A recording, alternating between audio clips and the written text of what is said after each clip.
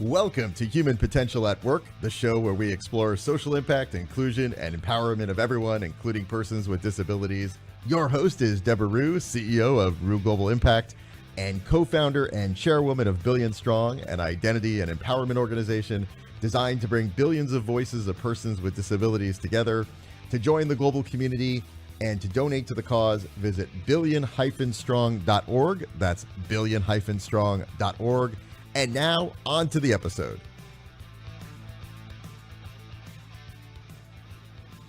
Hello, everyone. This is Debra Rue, and this is Human Potential at Work. I have my producer and friend, Doug Foresta, joining us, and he also has his own show. So welcome to the Human Potential at Work audience. I'm so grateful for you. The audience continues to grow during COVID-19, and I'm so grateful for that. So Doug, welcome back to the program. Thank you so much, Debra. It is an absolute pleasure. And so, Doug, tell us more about your show, too. Oh, actually, for the purposes of this, we'll talk about 180 Podcast, which is a workforce program. So we have all kinds of workforce topics, anything related to pretty much anything from leadership to just workforce issues and things like that. Plus, you're also a licensed independent license. Oh my gosh. Now I can't remember what it is. LICSW, licensed independent clinical social worker in the state of Massachusetts. Wow. Actually, really, yep. We need a bigger title than that because we definitely will 100% forget it. So exactly. Yeah. We're going to talk about a topic that everybody's walking right now. We are all walking uncertainty. Yeah. And it is, yesterday I was talking to Lamondre Pugh, who's the new CEO of Billion Strong, and Lamondre is a wheelchair user.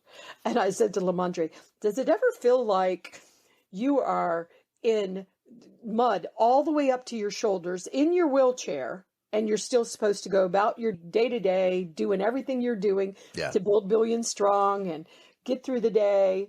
But it just is so intense right now. And we're supposed to just go on like everything's business as usual. Is it? Yeah. Yeah. At some level, like we have to keep things running. We have to keep the world running. We can't, I don't think it would even be good for us to just stop the world. Right. If we even could. But I think we have to recognize that, for example, we were told the vaccines are here. Great. You and I got vaccinated, Debra. I know your family got vaccinated. My family got vaccinated. And we're like, okay, yay. But you and I were talking the other day. What we're seeing is just a couple of days ago on July 26th of 2021, we had 88,000 new COVID cases. And they're anticipating that's going to continue to rise into the multiple hundreds of thousands again. So is COVID over?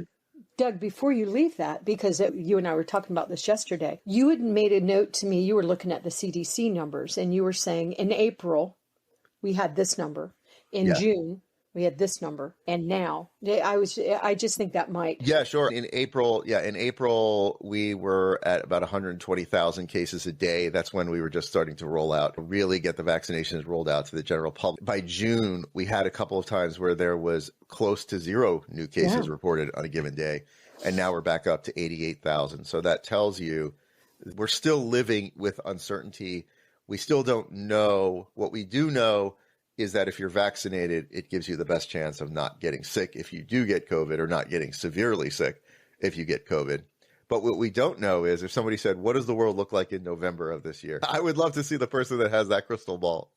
Yeah. And we probably wouldn't believe them anyway, because there's so much we don't believe. But what we do, and I actually got this idea from Heather Dowdy, who has been a guest. She was with Microsoft, but she just got a big promotion to Netflix. Congratulations. Congrats. And they were so smart at Netflix to get this talented woman with lived experiences as a Black American, as an engineer, and both of her parents are deaf. So she's talented. So good for Netflix. But I was talking to her about all the stuff and the uncertainty, and it's just so intense trying to continue to move on. But what she did was, we had a meeting one time with her because she was being really gracious and supporting us with thinking about Billion Strong. And she said, before we start, can we just do a little check-in with each other? And so we went around and we were just honest about what we were walking. And I just thought it was such a really beautiful experience. Ever since then, every time we have a staff meeting once a week, we do a check-in. And by the way, Doug, in a way, we don't have time to do a check-in because Right. doing the check-in with the team, it takes a while. But I believe we have to do these check-ins. And so we had a meeting yesterday, our staff meeting yesterday, and we have we're a small team, but we have employees all over the world. So we had people from the States, different parts of the States. We had David, who's in Costa Rica, who's our CFO. We had our CIO, Nabil, who's in Syria. We have Jasmine, who's engaged in Billion Strong, and she's in the Philippines. And we've got Ricarda, and she's in Germany. We're very diverse culturally all over the world. It was so hard to listen to this because everybody is lost somebody, one of their close friends or their relatives is sick. David was saying in Costa Rica, they're having terrible flooding, they're having earthquakes, and their bridges are falling down. Oh, Yeah. gosh. Oh, wow. So far at the time, there had been no casualties reported. But then Ricardo said in Germany, they're having flooding and they've lost 150 people. Yeah. And then you go to Syria. Things have been bad in Syria a really long time and they're worse. And during the pandemic, who gets hurt the worst? But people with disabilities and other disenfranchised communities. And then you go over to the Philippines and they're flooding. They're having earthquakes, and yay, a volcano that was inactive has become active. And on top of it, they're dealing with the COVID-19 Delta, and it is so bad that they're saying that they're going to shut down all the business, shut down. One family member will get letters or something that allows them to go out and get food for the family, but you have to stay off the streets. Wow. So it's terrifying. And I was talking to Annie with Accenture, and she was talking about what was happening in India. It's terrible. She said, actually, and I'm just repeating what she said. She said that in India, because of the pollution and the poverty and things like that, the regular COVID-19, it didn't hit them as hard. But the Delta is it's just killing people left and right in India. It's horrible. Yeah. And she said she believed, and a lot of researchers believe, one reason why they didn't hit as hard by the regular COVID was because of their immune systems dealing with the pollution and stuff like that. But the Delta hurt them so bad. And one more comment, Doug. I know that we were told we didn't have to wear masks anymore if you were vaccinated. Right. But I just feel, I don't go out that much, but I just feel uneasy being around people with not masks on. But I've been doing it. But now the Delta is increasing. The numbers are increasing. And I believe I'm going to wear a mask from now on. So is my family, even though I'm fully vaccinated. And we expect the governor of Virginia, Governor Northam, to bring the masks back, mandatory masks. Yeah. Yeah. Unfortunately, we're seeing that like in LA, they've brought back the mask mandate. The problem is that even if you're vaccinated, at some point, if there's enough people getting COVID around you, it can eat through your protection of the vaccination. It's like the way they said it's like wearing a raincoat. If it's raining a little and if it's raining a little, your raincoat will keep you fine. But if you're in a monsoon, your raincoat, sooner or later, it's going to get through. One thing you said that I think is good for leaders, and we're thinking about the idea of human potential at work, is about, you said we don't have time to check in, but we do it anyway. And I think that's going to be so important to recognize that, yes, we are reopening. Things are reopening. But it doesn't mean just because we're reopening that everything is okay and that we're just going to go about business as usual. We have to recognize that there's been a toll on everyone. And because life is so clearly uncertain now, I would argue life is always uncertain, but we had stories that it was more We certain. thought we were in more control than we are. Right. We thought we were. Oh, okay. Yeah. That puts an extra stress and an extra strain on us. And it goes to the piece about mental health in terms of, I think businesses that used to say, too bad, get the job done, not our problem. I remember when I started in the workplace, if I was ever to say, I have anxiety or, that would not have gone over well. Debra, they would have noted in your file and they would always remember it. That's right. That's right. It would be used against you. It would be used against you. That's what I believe. And so you wouldn't be vulnerable. You wouldn't share. And of You're course, both what happens when you're an employee and you're trying to hide your anxiety and your trauma? right. Do you Oh, I become know. more productive? And everybody is so traumatized right now. I know that haven't heard anything lately, and I will tell you why. Because I am not listening to the news. I am not listening to the media. Now, I'm all over social media. How can you avoid it? I do. I just go in there Yeah. and focus on what I'm talking about, disability Yeah. inclusion. Let's make the world a better place. I mentally Right. cannot handle the news. I Right. can't. And I know the news is designed to freak me out. And there's some really scary things happening in the world, but Yeah. I can't do it. And it's interesting, Doug, because I know so many of my friends and colleagues that are doing the same thing. I've never met so many people that are doing the same thing. They just are not listening because they're trying to stay sane. But also, Doug, I heard when we first moved into the pandemic, shutting down and stuff in March 2020 in the States, I heard that after it was done, 65% of Americans were going to have PTSD. And I do believe it's probably very high. And PTSD is so interesting because you might not even know you have PTSD for years, but we are definitely walking trauma. Yeah. And I'll just say, like, trauma. So there are specific criteria in the DSM, the Diagnostic Statistical Manual of Psychiatric Disorders, right? There are certain, it's like the Chinese menu of things that you have to have in order to qualify for PTSD as a diagnosis. However, I often think of it like there's capital T trauma and then there's lower T trauma. And so capital T trauma are things that people would understand. You have a loved one die, you go to war, you have some type of abuse in your life, things that people go, okay, living through COVID, living through just the idea that we live in a society that could be impacted by a pandemic in this way, which we never thought in America that we would be susceptible to. I know I didn't. I remember watching the news and being like, oh, that's going on in Wuhan, China. But come on, that's not going to hit Western Massachusetts. Come on, that's far away. Just that alone, just that piercing of this bubble of what we thought was possible, it creates at least that lower T trauma, meaning you don't have to have full-blown PTSD to experience trauma symptoms. And I can tell you where we're seeing this. For example, in the airlines, I know you're not watching the news, but you may have heard that there's been a tremendous increase in incidents of aggression in the air against staff and so forth. And I believe that when you think about one of the symptoms of trauma is irritability. And, you put people who are already, they haven't traveled in a while, right? They probably have some level of anxiety. Now they're having a drink. You're serving them a drink. And they're getting irritable and they're acting out physically in violence. And we're seing that. And we're seeing it also in the way people drive, the way they interact with each other, Yes. in stores. Yes. It is nerve-wracking to drive. I'm in Virginia and I drove with my husband to North Carolina to meet my sister at the border.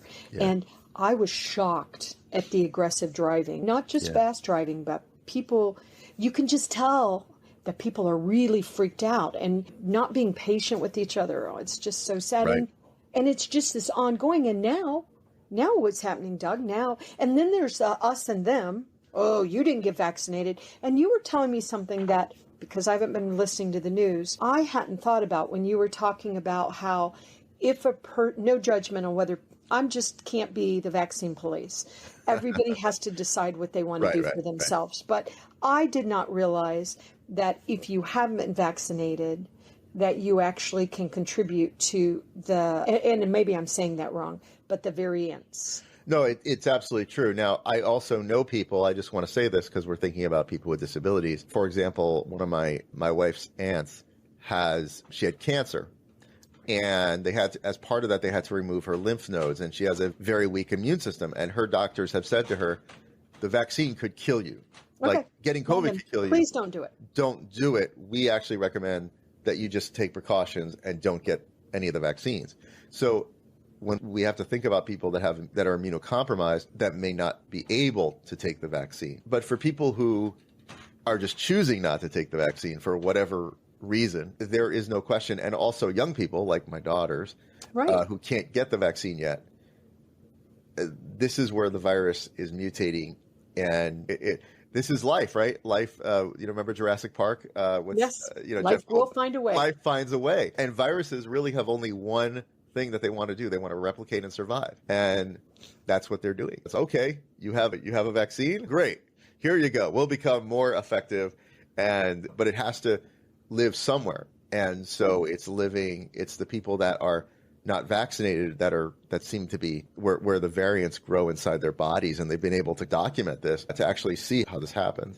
Yeah, that part's fascinating, and it's once again people fighting with each other, and you're so all of that stuff. And the other day, just a couple of days ago, Sarah and I went and had our hair done, which is these days such a gigantic treat. Things that that you took for granted before. And afterwards, I took her to a Mexican restaurant because every time we go out to eat, we have to go to Mexican because it's her favorite food in the whole world. Oh, I love it. So we always go to Mexican, but that's okay. So we went to this cute little Mexican place, and we weren't wearing masks because we're both vaccinated. And I just happened to notice in the restaurant, nobody was wearing masks except the wait staff. Right. And except this one table where they were wearing masks. And the woman just coincidentally happened to have on a birthday crown. So it was her birthday. And I remember looking at them and just in my mind think, I was just curious because I'm such a curious person. And just for a second, I thought, I wonder why are you being extra cautious? Maybe they are actually listening to the news because I now will not go out in public without a mask anymore. But I didn't feel judgment towards them. I was I was curious a little bit. But that is, of course, not what people are doing. People are actually getting aggressive with each other and you're bad. And right. And I don't think that's going to help any of us because we are all so freaked out. Right. And I just think we have to be kinder to each other because it is so hard right now. Yeah. And we're going to have to deal with this at work. Talk about uncertainty again. As people return to the workplace, people have different beliefs and different comfort levels. They also have different health. The other piece is, as a company, you have to think about people's physical and mental health, and you're returning people to the workplace. You may not know everything that's happening with me, or maybe it's not me. Maybe I'm fully fine, but what if I'm a caregiver? Like me, I have two people I'm caring for in my home. Exactly. Or we've got a 4 and a 3-year-old. So I'm not that worried. If it was just me and my wife and my 16-year-old son, we're all vaccinated, but my daughters are not. And exactly, you have people who are, so we don't know what people bring. And then we also don't know what shape people are in emotionally. Right. Because people are really in trouble. And I know we've always had uncertainty in the world. Yeah. It just feels a little bit, and maybe because we're walking it, but I know in my lifetime, I've never seen anything like this. And I know we've had some bad times. But we didn't live through them. We didn't live through them. Good point. We didn't live through them, and we didn't. Yeah, and you want, especially those of us that are real empathetic, we want to help, and we don't.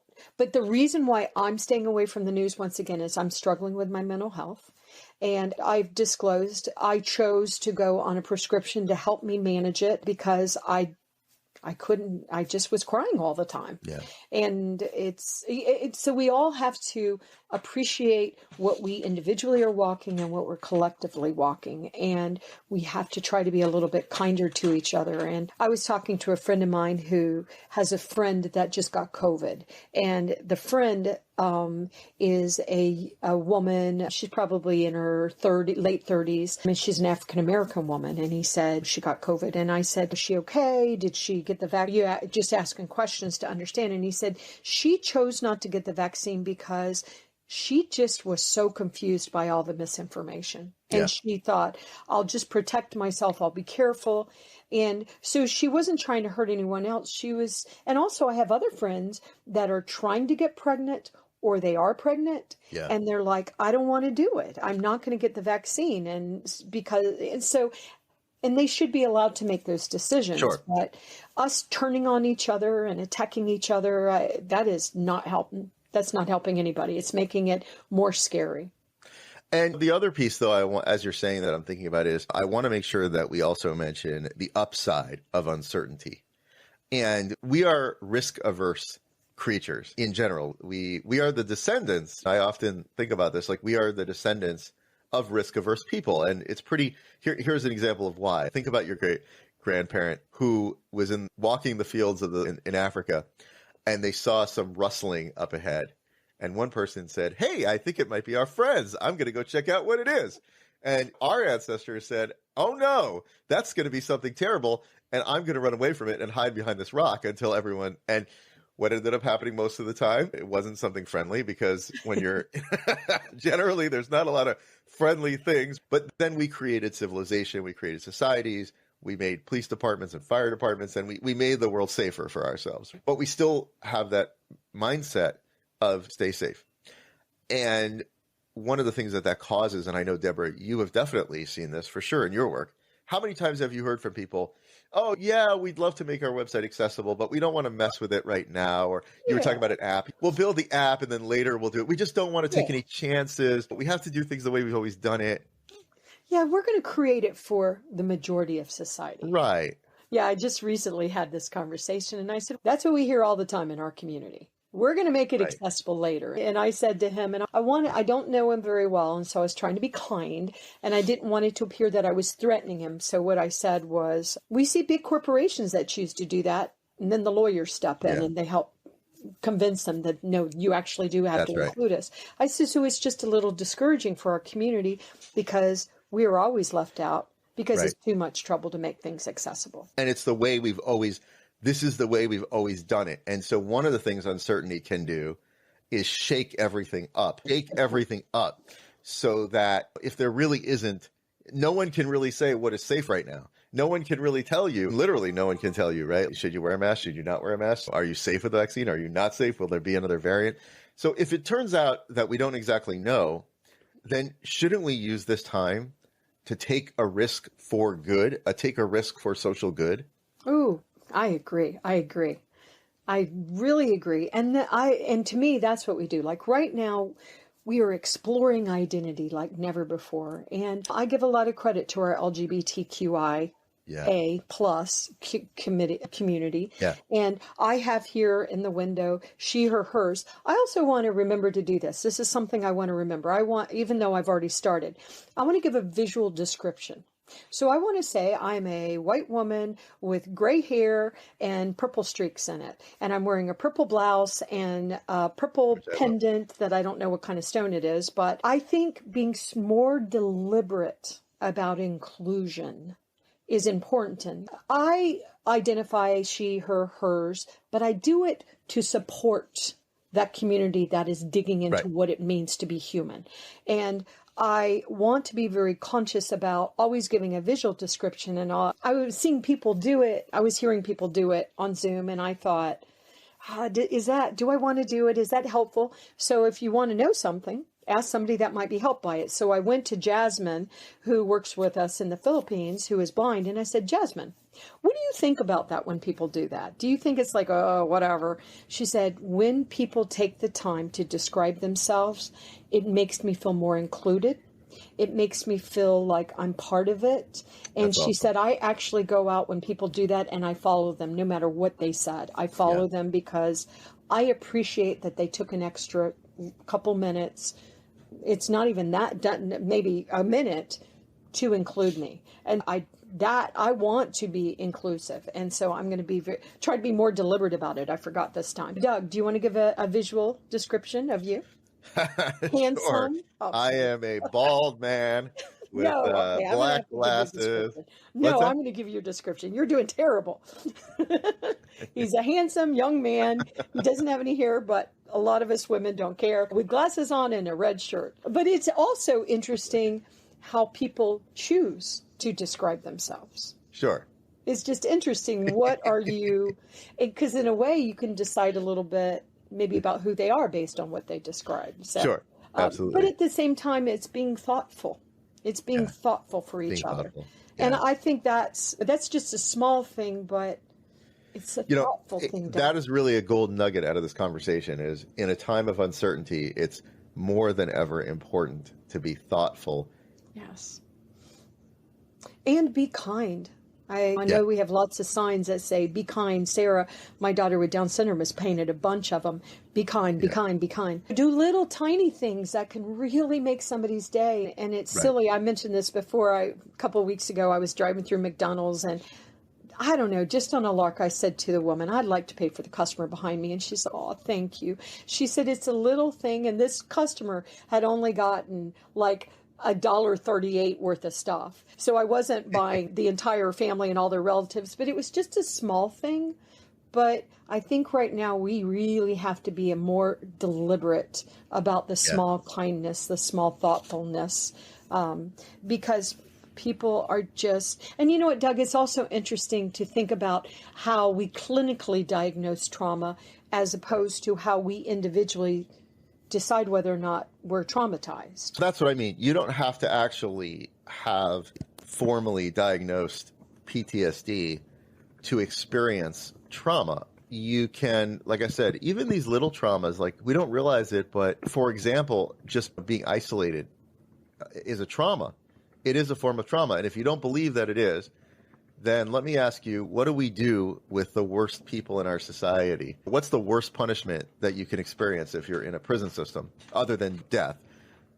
It's isolation, segregation. We use that, being isolated, having your routine disrupted. You know, I have a 4-year-old and a 3-year-old. How's sleeping going for you?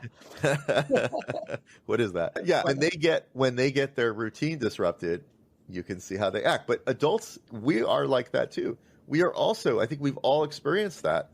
Look at how people are running out to go on vacation and pay any amount of money, right? Because we want to get back to having a summer. Most people didn't have a summer last year. Right.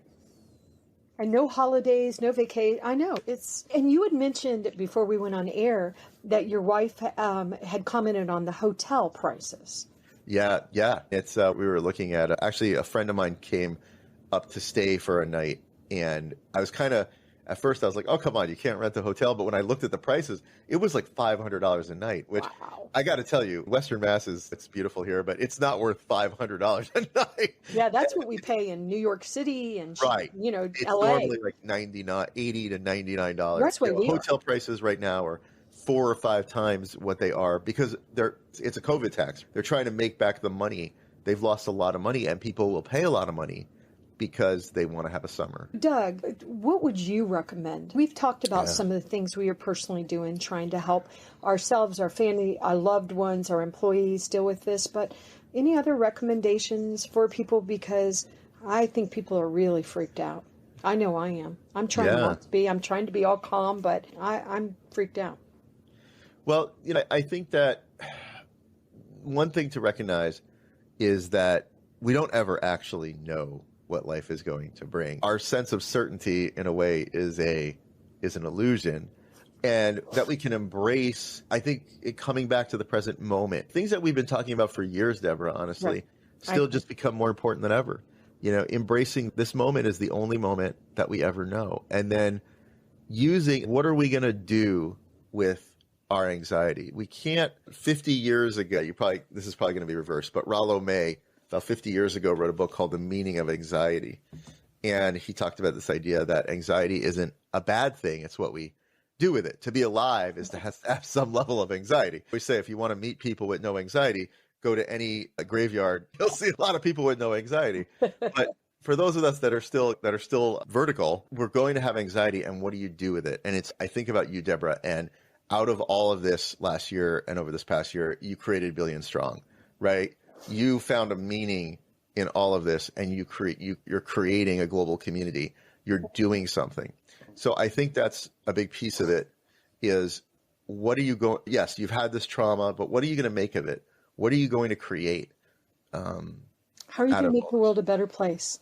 I think we've got to be light bringers. We've got to be showing the light forward, because even though we're scared, we have to be light bringers. And I also want to say with Billion Strong, if you haven't joined our free movement, it's billion-strong.org.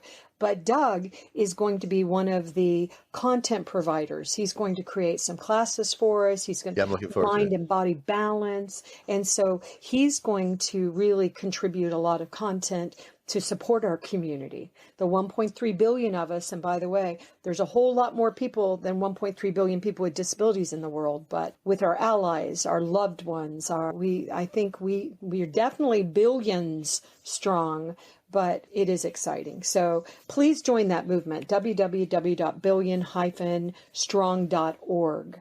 And I know we're out of time, but Doug, before we leave, will you just tell the audience how they can find out more about Workforce 180? Sure, yeah. So go to workforce180.com. And if you click on podcasts there too, you'll see Debra's podcast and many of the other podcasts that we produce, and including also the 180 podcast, which is a workforce podcast. Thank you, Right. Debra. And y'all will help people that want to start out their podcast and manage their podcast. I found, even though I know you've been my producer for, going on 7 years with my show podcast, but I found it just so helpful to get support because there's so many moving parts when you do shows like this that I find it very helpful that I have somebody that understands. It's just amazing what can go wrong. Like we had another guest today and the guest didn't show up because I think, anyway, the person that was helping them show up got let go. Anyway, things happen. But I find it very valuable to be able to focus on who is the guest, what are the topics, get them here, and then you handle all the hard stuff in the background, including we're really proud to now do the show on LinkedIn Live as a creator on LinkedIn, which we feel so blessed doing. So there's a lot of moving parts, but it has to be accessible for everybody too, which you also have been very supportive of, making sure everybody can, partake of this content. So I appreciate that, Doug. So thank you. Thank you, Debra. Thank you so much. And let me give you the final words if you want to, say anything else. Oh, sure. I guess the last thing I would say is that if you think about it, all that we're experiencing, all these modern things still come back to, I think every Eastern philosophy really comes back to this idea what the Ram Dass said, be here now. If we can be here now, then we can do amazing things. Yeah. Stay in the moment. Be safe. Be kind. Let's help each other because we are all going through this together and it's not over. It's not over. It's not over. And that's okay. We'll focus on making the world a better place. So that's the opportunity. I agree with you.